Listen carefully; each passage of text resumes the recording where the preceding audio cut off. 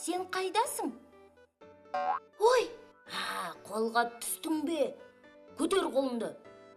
Елдос, қорқып кеттім ғой. Тура шын пистолет сияқты. Маған мұны туған күніме сыйлаған. Қарашы қандай күшті. Несі күшті? Маған мұндай ойыншықтар ұнамайды. Тағы да сенің кесірің. Жоспарымыздың күлін көкке ұшырдың. Мен емес қой. Ана Аяжан мен Елдос емес пе? Ал сен сол көп кішкентай балаларды неге жеңе алмайсың? Мүмкін олардың ғажайып сиқырлы қарулары бар шығар. Біз оларды неге жеңе алмаймыз? Мүмкін. Оны білу керек. Қазақстанға барайық та қаруларын ұрлап әкетейік. Сонда олар дәрменсіз боп қалады. Та-та-та-та-та-та-та. Аяжан, қарашы, дәл тиді. Мен соғыс ойнағанды ұнатпаймын. Елдос, басқа нәрсе ойнайықшы. Соғыс ол жақсы ғой. Сәлем, Аяжан, Елдос. Ой, Мицуко, сен бісің? Мицуко-сан, сәлем. Достар, мен қазір Қазақстанның тарихына қызығып жүрмін. Мысалы, Кенесары хан туралы білгім келеді. Әрине, ол өте мықты хан болған.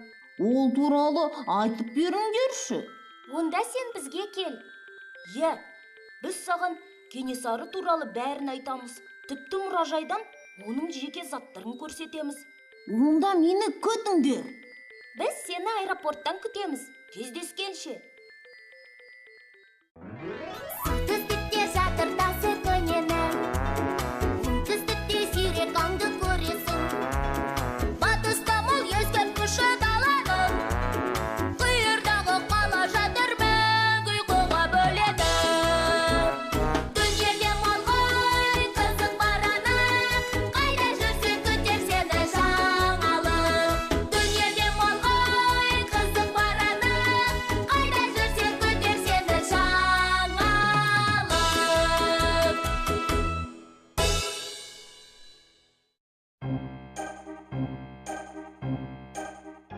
Міне, бізде Қазақстандамыз. Қазір біз Аяжан мен Елдостың сиқырлы қаруын қолға түсіреміз де мақсатымызға жетеміз. Тыныш, тағы да бастадың ба? Естіп қалса не болмақ? Ой, әне олар әлгі Аяжан мен Елдос. Тығыл, тезірек. Олар тіпті біздің не ойлағанымызды білмейді де. Енді бізді тоқтатып көріңдер. Сәлем, достар. Міне, мен келдім. Қош келдің, Мицуко. Мицуко, өзіңді сағынып қалдық. Қазақстанға шақырғандарына рахмет. Ал қане, саяхатымызды бастаймыз ба? Әрине, сен айтқан Кенесары хан туралы білу үшін Шымкент қаласына бару керек. Кеттік, Мицуко. Мен дайынмын.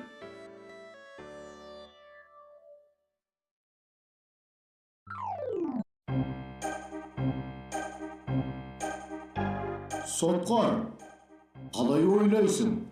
Сол батырсымақтардың қаруы қандай болуы мүмкін? Тыныш, соны білу үшін келдік қой. Қаруды ұрлау туралы ойды мен бірінші айттым. Сен соған ызаланып тұрсың ғой, солай ма? Тыныш, неге сонша ақымақ болдың екен, а?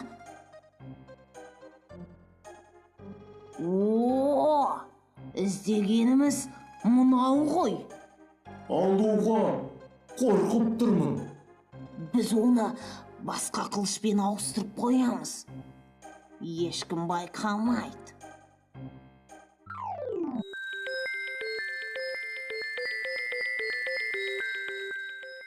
Кенесары Абылай ханның немересі.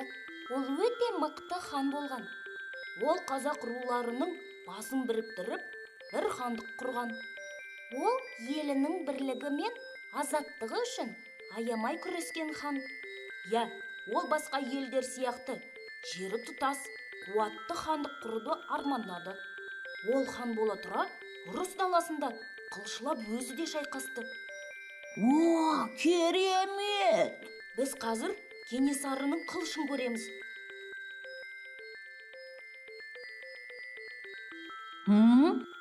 Бұл қылыштан гөрі ойыншыққа ұқсайды екен.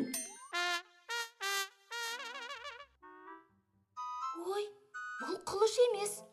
Әрине бұл қылыш емес. Ол қайда кетті?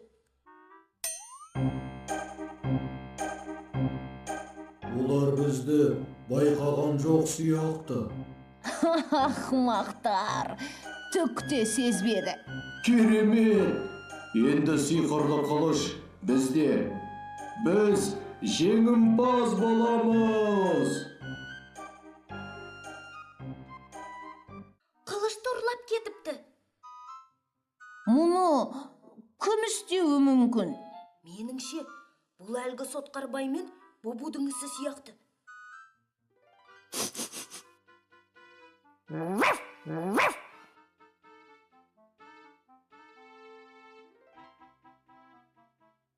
Қабырғадағы ізге қараңдар. Бұл Сотқарбай мен Бубудың іздері болар. Кеттік соңдарынан. Мицуко, сен бізді осында күт.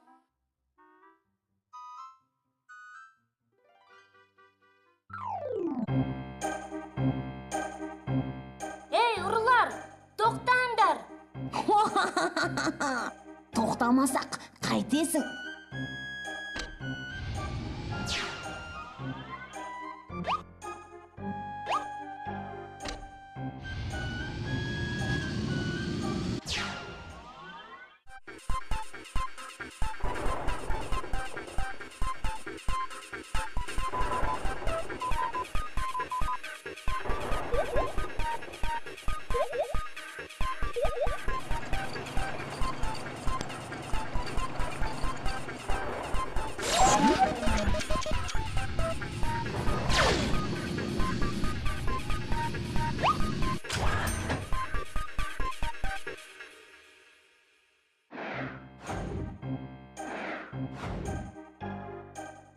Міне, қолға түстіңдер, ұрылар. Қане, қылышты қайтарыңдар. Еш қашанда. Бубу, мыналардың жазасын берші.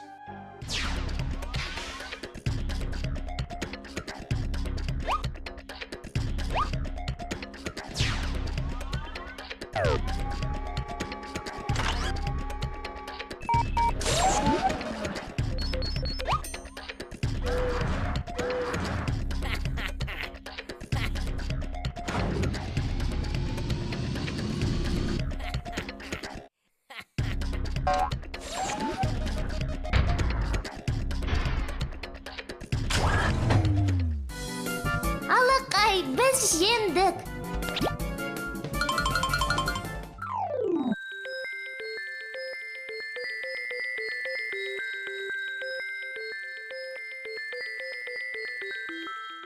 Кенесары ханның қылышы оның қандай батыр хан болғанының білдіріп тұр.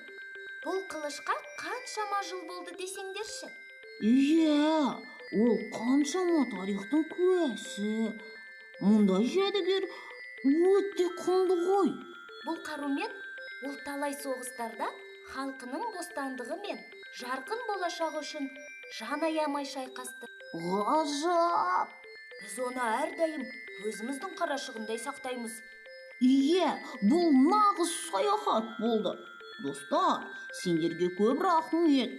Мен еліме барғанда, Қазақстанда Кенесары деген әйгілі хан болғанның бәріне айтып жүремін. Рахмет саған, Мицуко.